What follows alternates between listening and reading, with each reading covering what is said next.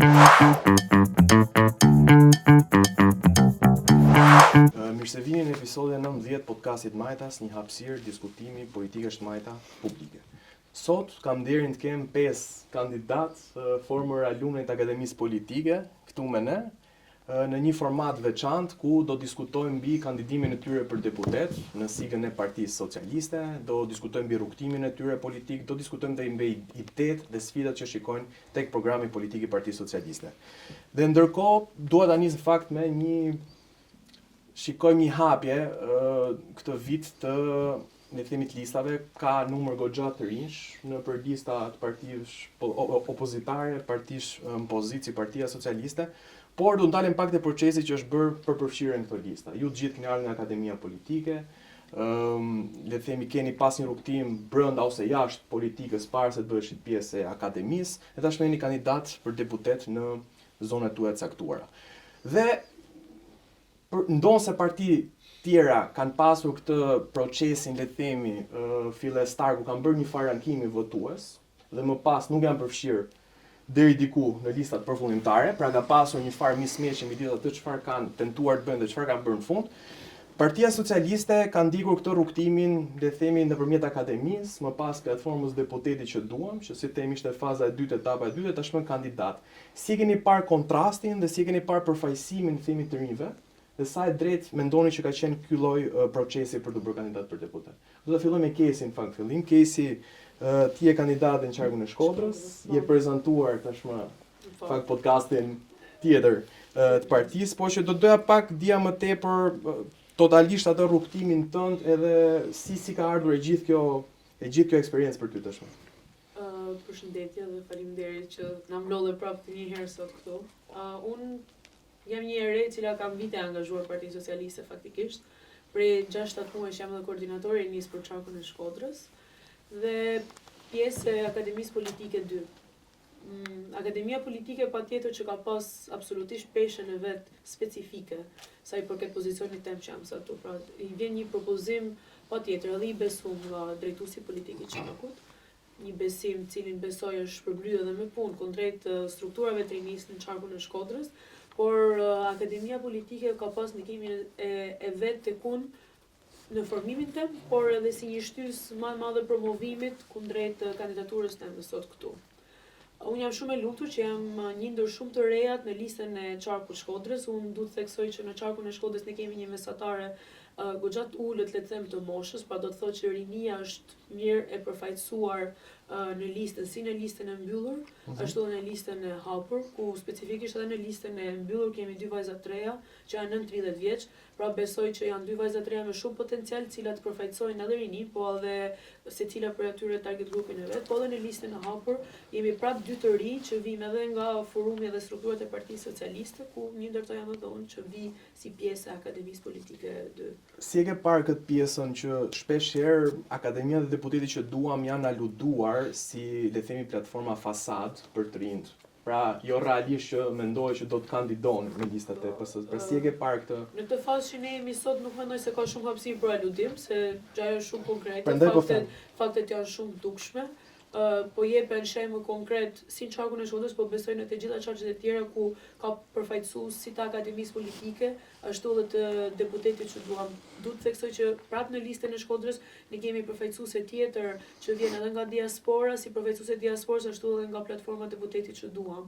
Pra besoj që kjo është ndjekur në të gjitha qarqet me të gjithë vëzhgimin që kam pasur unë kundrejt listave në qarqet e tjera. Nëse duhet të flas për qarkun e Shkodrës, kjo është shumë evidente, pra kemi mi 2 përfaqësues të këtyre 2 platformave nëse mund t'i quajmë dhe nuk besoj se sot që flasim ka një hapësirë për diskutim sa i përket kësaj. Jo, pikërisht, mos gabojmë, mbi 30% e listave në rang kombëtar në PS janë persona të rinj, domethënë që janë figura të reja në Partinë Socialiste. Musa, si e ke parë ti nga ana jote këtë pjesën dhe kontrastin, le të themi, me partitë e tjera, për sa i përket personave që kandiduan, le të themi, në procesin e primarëve në këtë rast, po dhe pastaj sa u reflektua zyrtarisht, pastaj edhe diferencën me Partinë Socialiste? Përshëndetje dhe kënaqësi ndër ftesën, them drejtën, unë e Lindi Roj që njiheshim para se të fillonim Akademinë Politike. Nëse do na pyesje se në edicionin e parë, në seancën e parë, apo në trajnimin e parë që A e shihni vetëm pas një viti në listën e Partisë Socialiste si e lumni e partisë politike?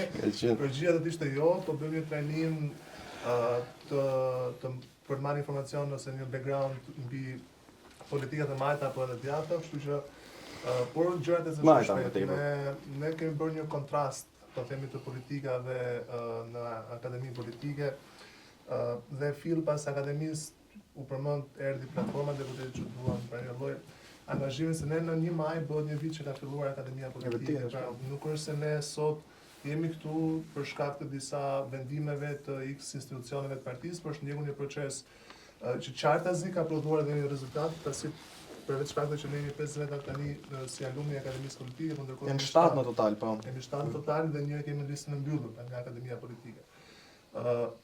Unë vi nga Qarku Elbasanit bashkë me Lindin, kryesuesi i listës së primareve në Qarkun Elbasanit, zoti Dashnor Sula, aktualisht është jashtë çdo lloj liste të Partisë Demokratike. Kështu që ky qartazi tregon që nuk ka pas një proces fair apo të drejtë për drejtë, por ka pas thjesht një mbledhje njerëzish për t'i thirrë që shikos edhe ne jemi këtu, meqense ta pra Partia Socialiste ka një vit që po bën nxemin ose parandezën e motoreve, po themi.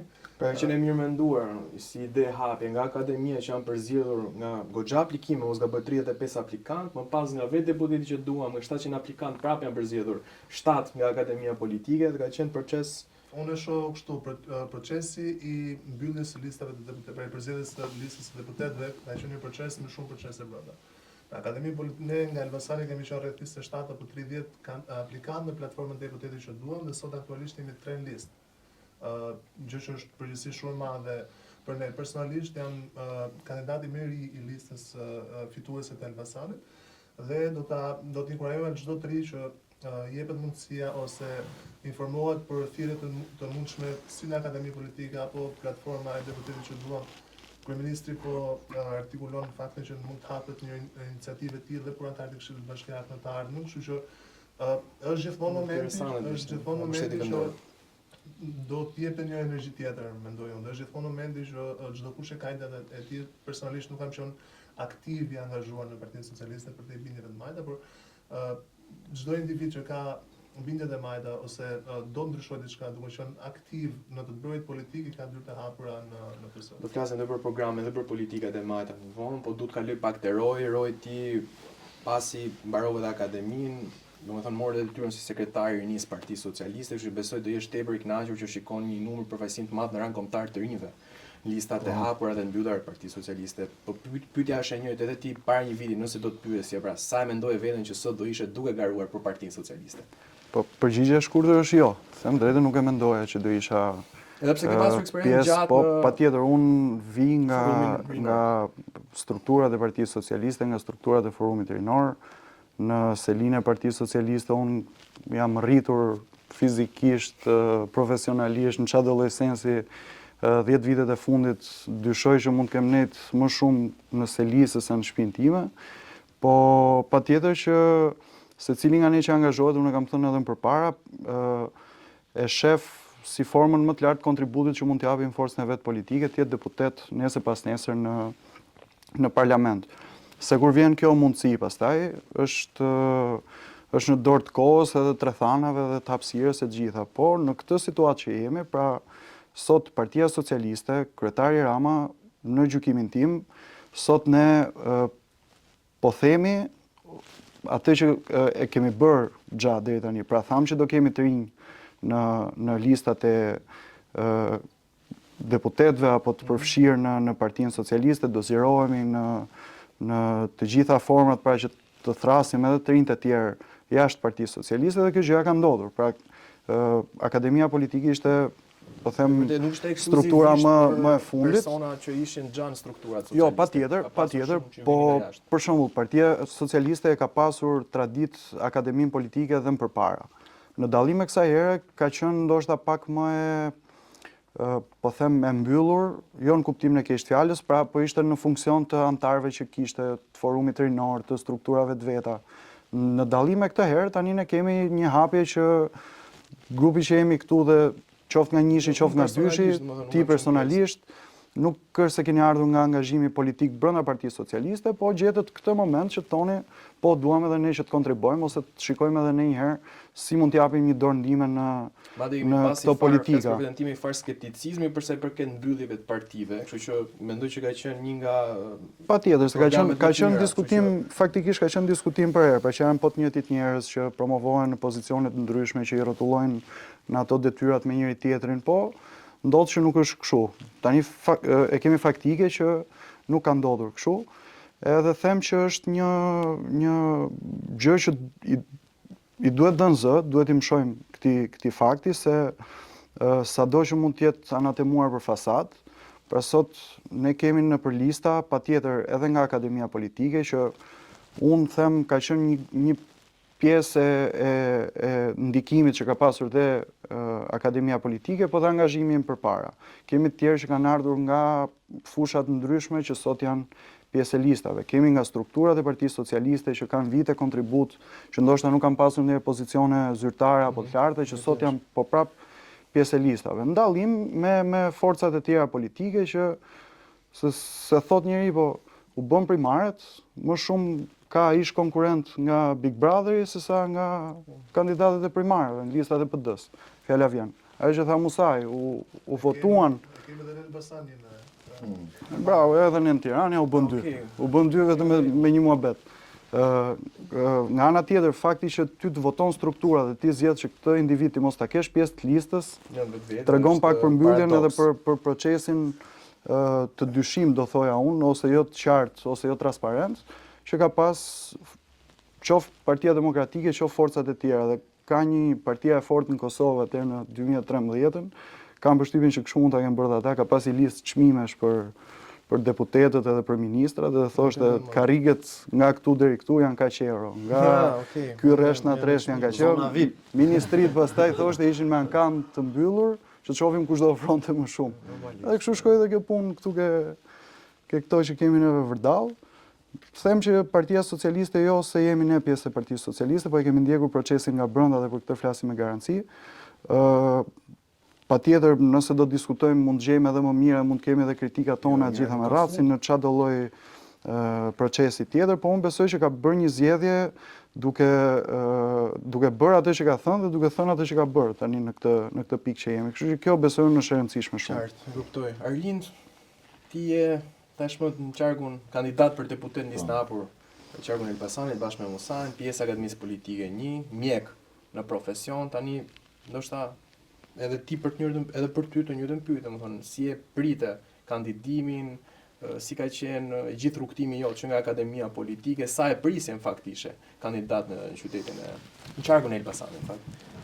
Pak për mua rrugtimi në angazhimin politik ka nisur që kam qenë në gjimnaz, student në Zanës në gjimnaz, në qytetin tim të lindjes, edhe më pas me kalimin dhe fillim e studimeve në vitin 2014 në Tiranë, Fakultetin e Mjekësisë. Gjithmonë kam qenë i angazhuar në strukturat e forumit rinor. Bashkë me Kesi kemi qenë pjesë e disa projekteve që kishim klubet e freshë dhe ishim te klubi i shëndetësisë të dy, ku me fokus kryesisht kishim aktivizmin rinor politik, po më tepër në le themi edhe në pra mbi 10 vite pjesë e partisë le themi, në po si aktivist rinor. Dhe aty kemi pas mundësinë që vetë njiheshim me njëri tjetrin dhe aty gjinim dhe ndanim edhe këto vlera të qenurit i majt.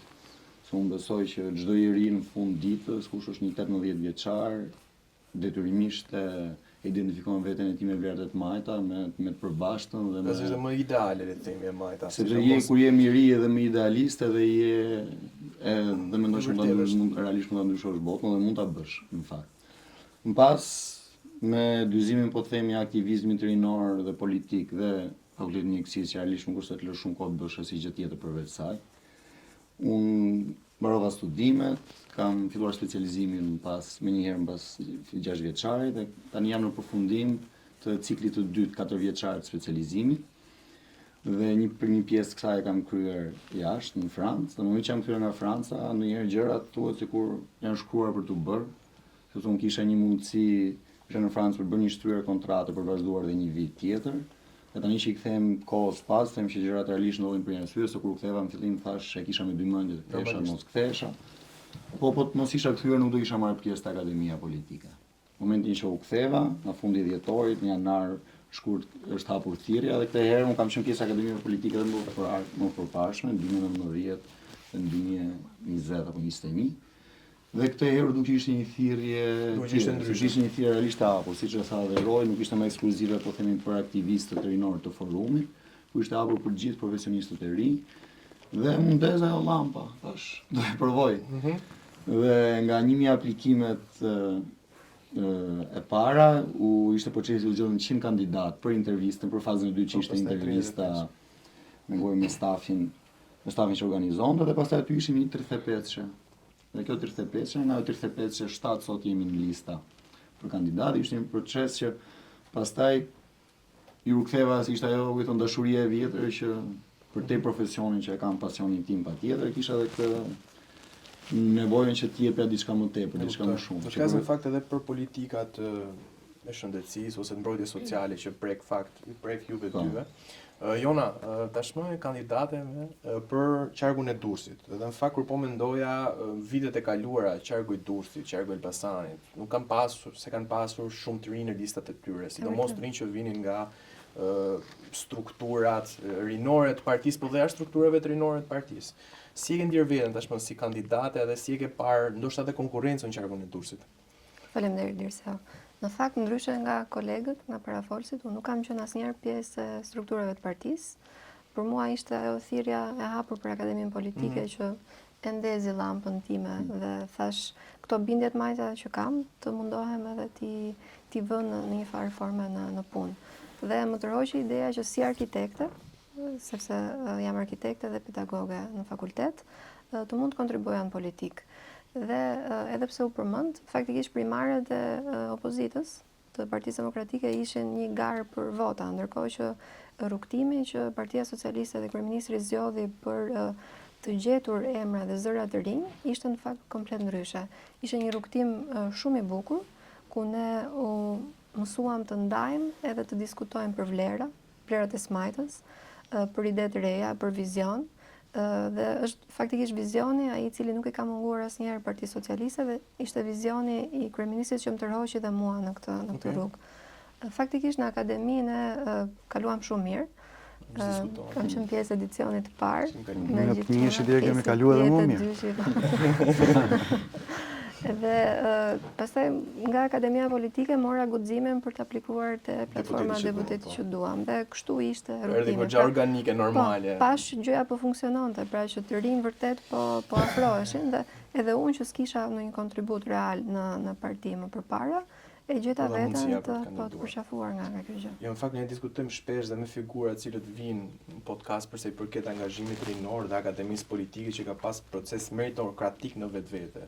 Paçkase ka pasur njerëz që kanë pasur ato skepticizmin e tyre fillestar, sepse shumica prej tyre nuk kanë pasur angazhim politik ose njohje politike ose referenca politike dhe kur shkuan, domethënë shumica me njëri tjetrin nuk është se njiheshin, kishte edhe persona që ishin përfshirë dhe shumë mirë që ishin përfshirë dhe më përpara në Partinë Socialiste, por ka pasur një miks shumë të shëndetshëm, profesionesh, edhe moshash, shtrije gjeografike. Shtrije gjeografike shumë e rëndësishme. Fakti jo të gjithë nga Tirana se problematika kryesore e programeve është që Tirana shumë le të themi është e centralizuar tërheq goxha dhe rrethet e tjera nuk e kanë atë përfaqësimin që duhet. Unë tani do vazhdoj anën e kundërt prapë.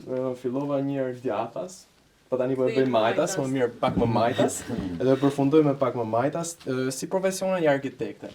Dhe besoj ke parë programin, për te arkitekturës, më thënë përfshihet planifikimi urban, përfshihet pjesa e rikualifikimit, pjesës kulturës, infrastrukturës e tjerë. Dhe ke parë programin e Partisë Socialiste 2025-2029, cila është pjesa që të ka bërë të ndihesh, le themi, krenar që aderon në këtë parti dhe çfarë mendon se do të sjellë Partia Socialiste në këtë 4 vjeçarin e ardhshëm. Përse përket kësaj? Faktikisht arkitektura është shumë specifike, kështu që unë do ta kaloj. Prandaj thash, është tepër specifike. Në fusha pak më të mëdha. Me thënë drejtën do ta quaj programi Shqipëria 2030, paçka se do t'i përkoj 4 viteve të ardhshme. Lidhur me planifikimin urban dhe infrastrukturën, patjetër që ka disa zhvillime që do të jenë me shumë rëndësi, kryesisht në rang kombëtar. Korridorin blu, flasim, apo edhe investimet tjera. Unë ndihem krenare për shkak se jam pjesë do të kem mundësi të jem pjesë e këtij programi për të realizuar këto projekte, por Nëse mund të cekja diçka që vërtet është me rëndësi, është fakti I kadastrë digjitale, që do të bëhet tashmë Ka qenë fakt. sfidë Një gjithmonë në sfidë, kadastrës. po, që pas viteve 90 me ligjet e famshme të pronave, dhe ende sot vijojmë që të kemi plansheta të kohës së kaluar, në cilat një vi e holl bën diferencën në realitet me 1 kilometër. Kjo mos ka Kështu që ndjes, ka qenë dhe një, nuk e di tani çka është e vërtet, që ka qenë një vrim në një zonë të katastrës dhe nuk I gjenin pronën atit personit filan fistegu se domethënë sepse e njëjta hartë një vrim. merrej, skanohej, vendosej me lab sipër, Pra, kështu që është një plagë, domethënë që me gjithë digitalizimin e shumicës shërbimeve, patjetër që do të vinte momenti edhe I digitalizimit kadastrës. Dhe mendoj që nuk mund të ketë zhvillim nëse ti nuk I jep banorëve, qytetarëve mundësinë që të kenë të drejtën, të ushtrojnë të drejtën mbi pronën e tyre. Dhe brenda vitit 2026 patjetër që do të përfundoj gjithë digitalizimi I kadastrës, pra nuk do t'i kemi më këto hartat me vrima. Çdo gjë do të jetë digjitale, e matshme, në kohë reale, shërbimi patjetër do të jetë më I shpejtë. Dhe gjithashtu do të përfundojë dhe regjistrimi fillestar I objekteve dhe trojave brenda vitit 2028, që është një lajm shumë I mirë, sepse nëse ti e ke pronën të regjistruar, patjetër që mund të thithësh investitor edhe jo vetëm shqiptar, po edhe të huaj, dhe kjo do t'i hap rrugë një zhvillimi që patjetër është I pamohshëm, do të jetë shumë I lartë në këto vite. Besoj edhe pjesën e paketave që kanë qenë rilindja urbane si fillim ose rilindja rurale ka pasur efektin e vet nga ana arkitekturore dhe përthithjes investimeve. Patjetër. Rilindja urbane ka qenë një nga programet që unë kam parë më me kuriozitet në ato vite, sepse isha dhe në shkollë dhe ndiqja me goxha kureshtje. Mbas rilindjes urbane u bë dhe programi 100 fshatrat, ku kam qenë pjesë dhe ajo pati jehonën e vet dhe ndikimin e vet shumë pozitiv.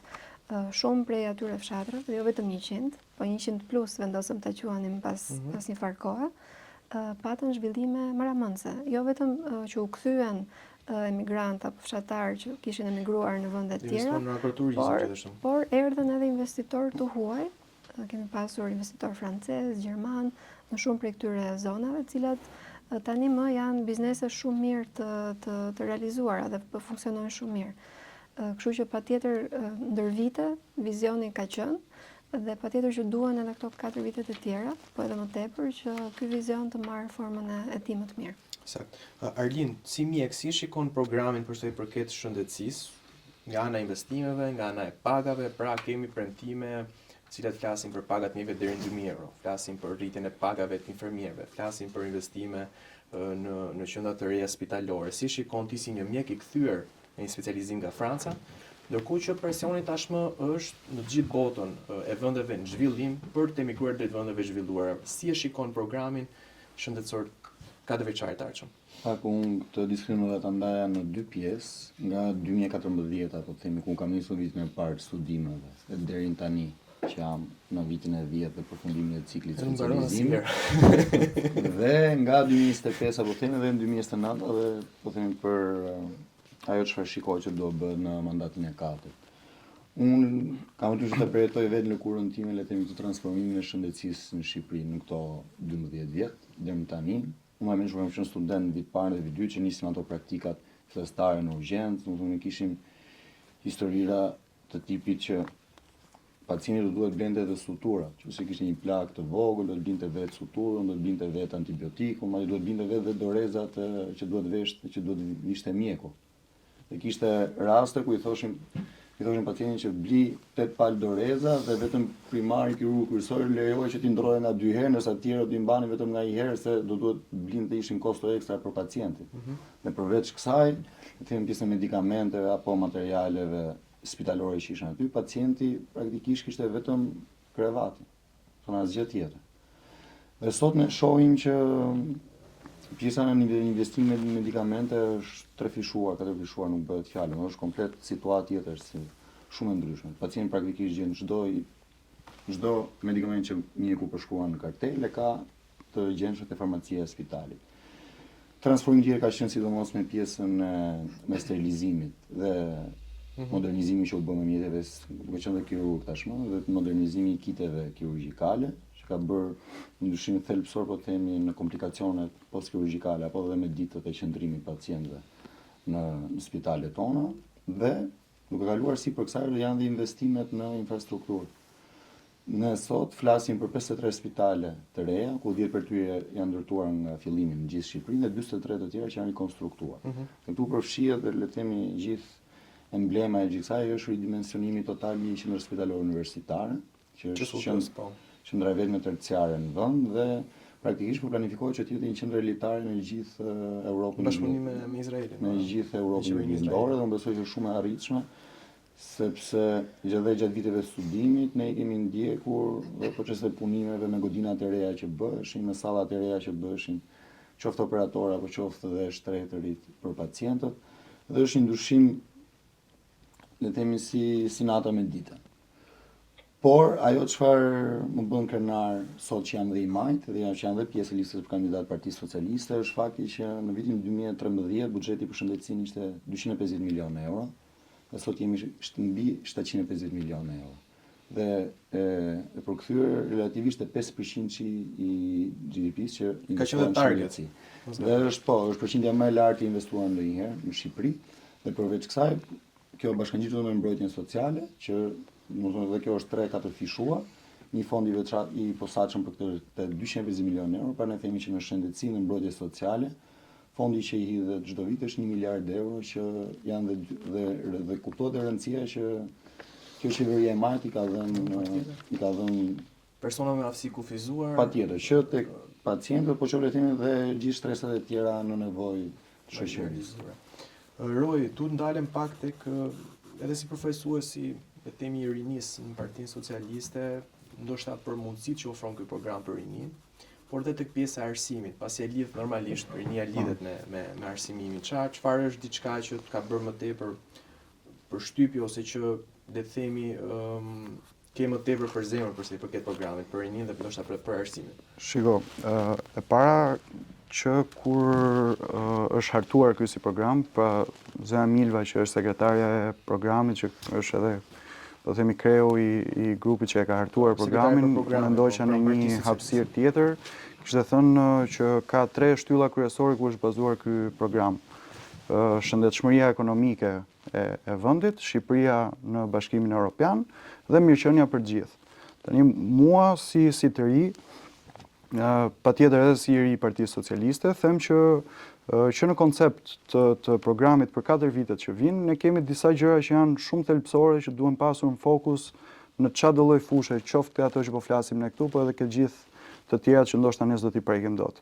Kur vjen puna e arsimit, tani unë po shikoja pak shifrat dhe krahasimet që kemi me 12 vite më përpara, pra të 12 viteve që Partia Socialiste ka qeverisur vendin, dhe të shikosh kontrastin në çfarë gjendje kemi gjetur Shqipërinë. Pra, ku kemi qenë sidomos me arsimin, aq më tepër me shëndetësinë, historiat me pronat e gjitha të tjerat, po te arsimi që është po them ushqimi kryesor i vendit edhe për rinin, po edhe në përgjithësi. Tani flasim për pagën mesatare, që unë që mos gaboj, po thjesht po i lexoj shpejt këto shifrat, pra nga 420 euro paga mesatare e mësuesit, flasim për vitin 2024 që shkojnë në 950 euro.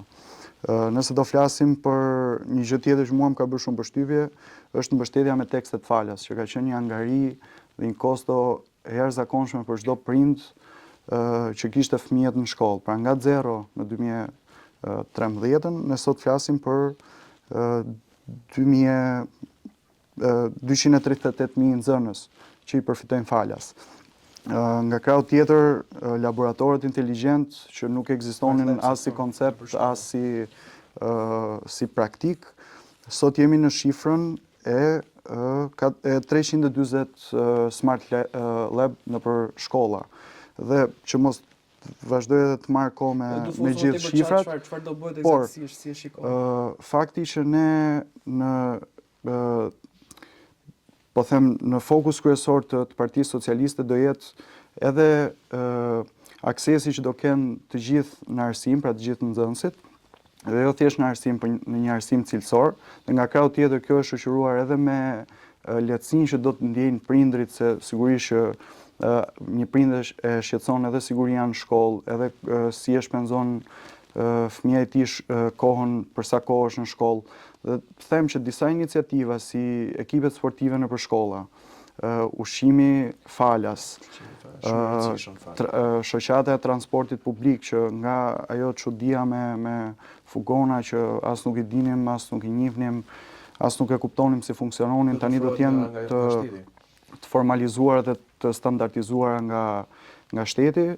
Unë them që është një program i cili të paktën në pjesën e arsimit vendos disa gur shumë të rëndësishëm për çfarë do të jenë brezat që do të vinë. Patjetër, nëse do flasim për infrastrukturën e shkollave, sot ne kemi shkolla qoftë në qendrat e qyteteve, qoftë në periferi, që janë me standarde europiane dhe nuk dallon nëse është në qendër apo në periferi.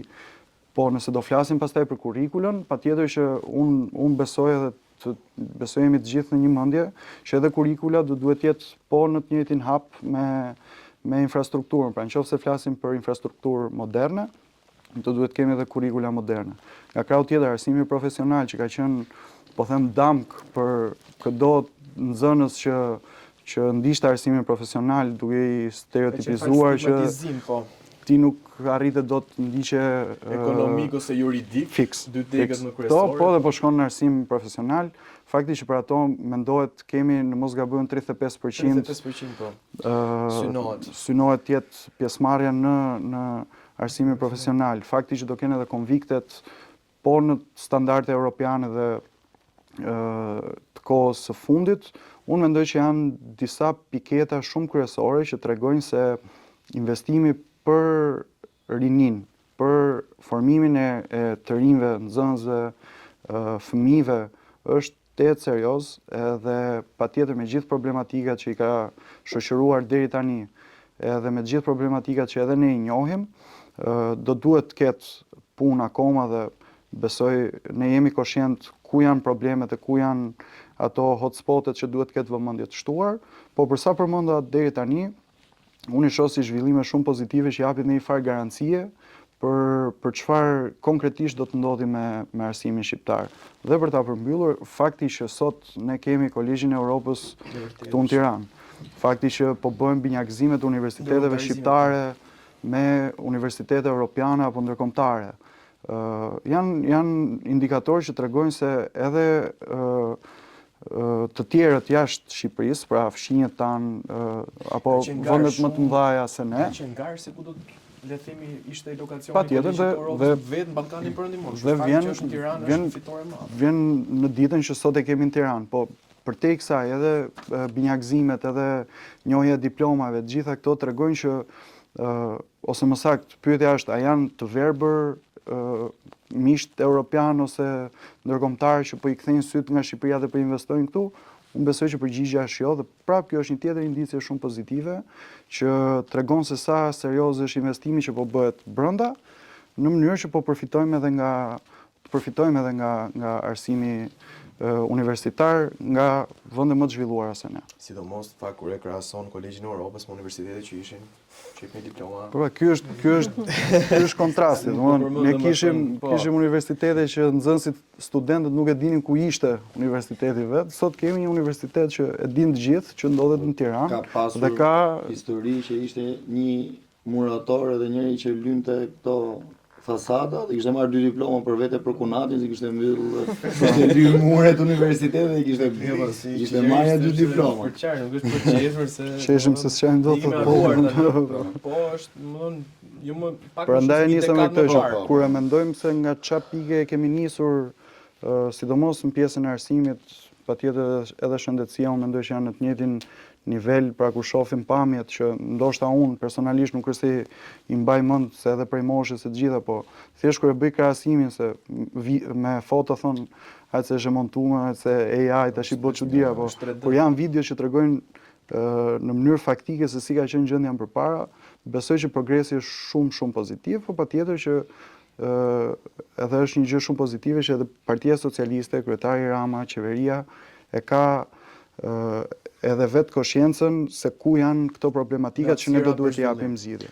Jo, patjetër, duke parë në makro programin, reflekton që nuk është program thjesht në premtime të pabazuara në argumente. Pra janë shifra që nëse Ka një logji arrin, ekonomike ka pas. po pikërisht, nëse arrin të hysh dhe ta shikosh me dhëna, qoftë nga instancat, qoftë dhëna nga banka botërore, institucione të tjera shikon që nuk janë të, le të themi, nuk ka një egzagerim të premtimeve në këtë rast. Që nuk është program thjesht për fushatën. Është program qeverisës, pak e ka përmendur dhe kryeministri, nuk është thjesht program elektoral, kështu që ndoshta është më në terma me këmbë në tokë. Tani Musa, si përmarrës i ri, si e shikon programin e Partisë Socialiste, këtë do veçojnë nga ato politikat për sipërmarrjen. Mos gaboj, kemi taksën zero për bizneset e vogla, kemi mbështetje dhe për startupet, pra për bizneset e reja, cila është, do të shpjegosh pak, le të themi eksperiencën tënde si sipërmarrës dhe ku e shikon benefitet e këtij programi për sipërmarrës si ju. Është ajo që ne thamë, pra nuk është, unë kur jam lexuar programin, më është dukur si një strategji, si një plan pune qeverisë, jo një program elektoral. Që thotë gjitha pikat që janë në program janë pikat të prekshme. Ne kemi lënë taksën zero për çdo biznes të vogël në xhiro deri në 140 milion lekë të vjetra, nuk paguan asgjë praktikisht.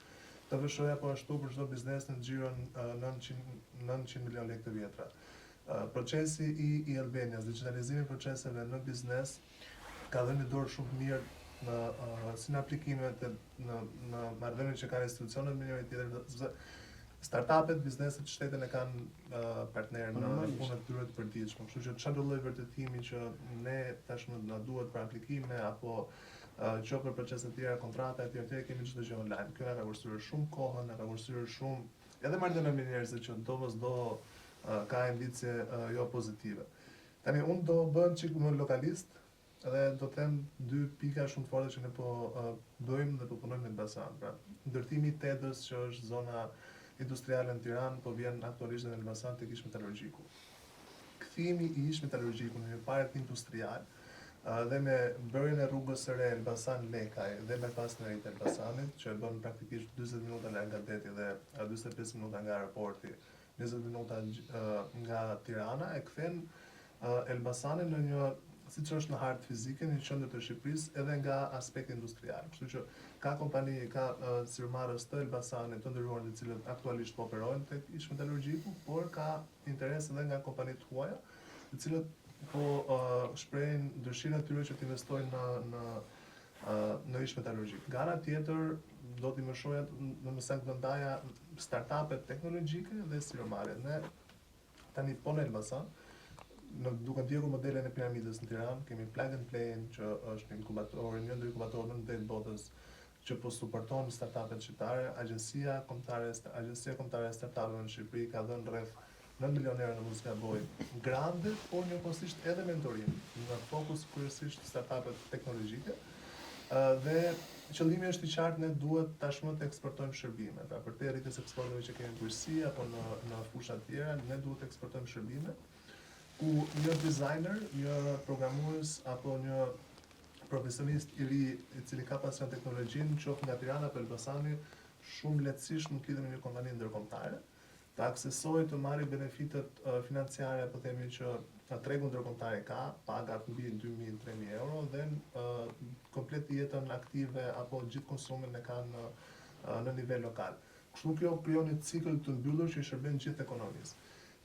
Në Elbasan do të krijojmë qendrën Tumo, por e cila synojmë të krijojmë një gjysmë qendër zhvillimi, mentorimi dhe mbështetje për startupet tek ish metalurgjiku, pra janë dy projekte tek ish materniteti, si metalurgjiku, si ish materniteti, janë dy projekte ongoing që janë të pompuara dhe ka projekte konkrete të cilat deri në 2029, ne shpresojmë shumë më herët, deri në 2029 do të realizohen.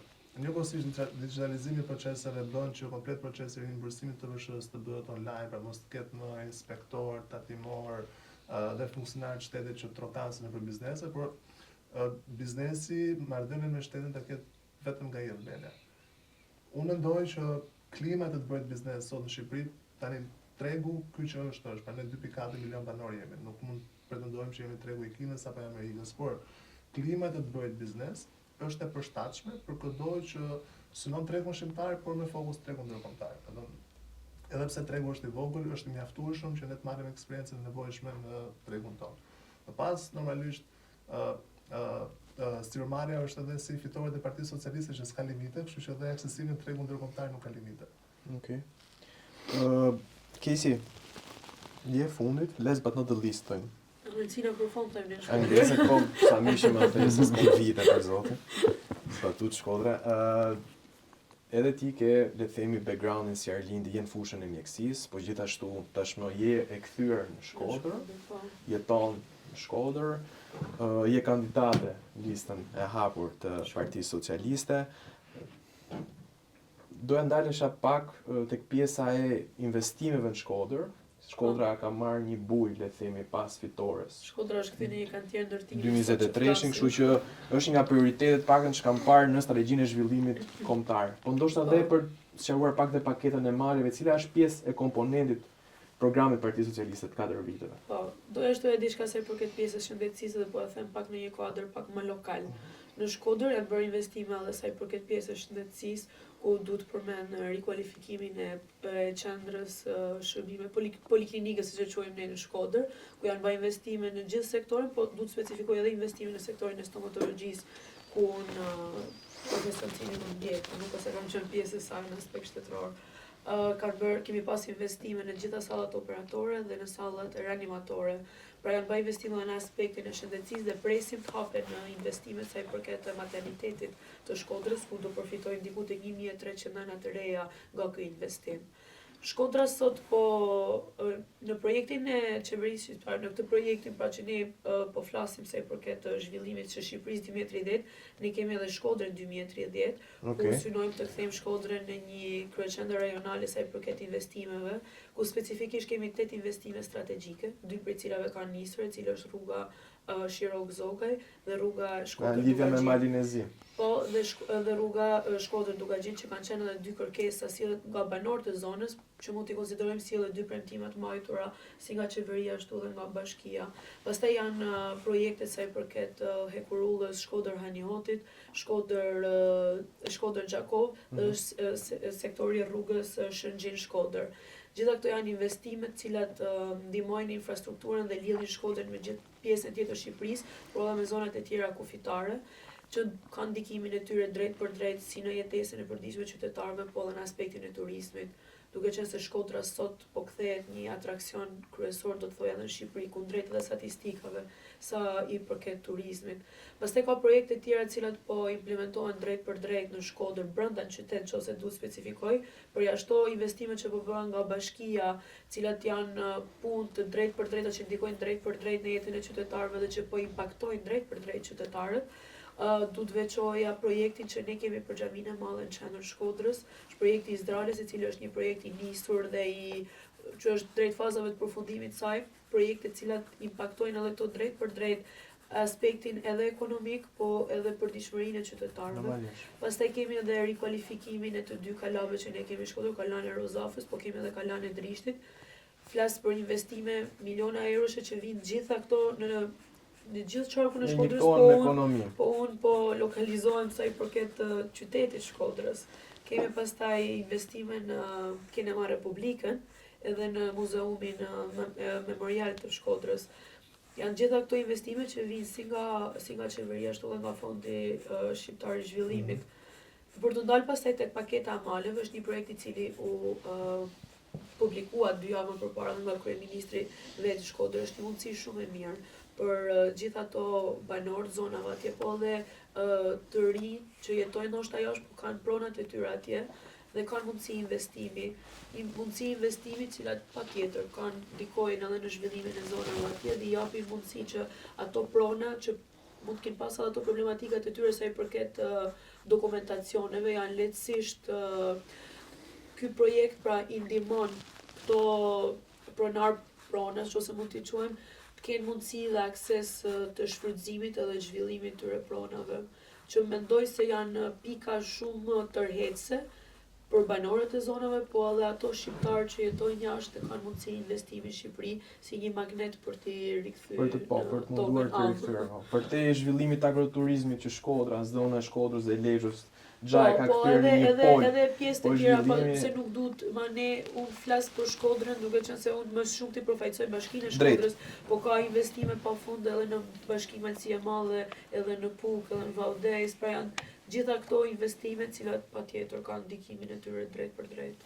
Unë ju falenderoj shumë për pjesëmarrjen sot. Mu personalisht më bëhet shumë qefi që shikoj numër kaq të madh të akademistë, pak se janë vetë alumna që tashmë kandidojnë për deputet në përqarje ndryshme, me backgrounde ndryshme, njerëz të kualifikuar që le të themi atë që është një hap shumë i mirë për meritokracinë dhe për pjesëmarrjen e të rinjve në politik. Kështu shumë faleminderit që ishit në Majta sot dhe shumë faleminderit që folet për programin. Ndiqemi episodin tjetër besoj tash. Jo vetëm Majtas. Vetëm Majta. Vetëm Majtas.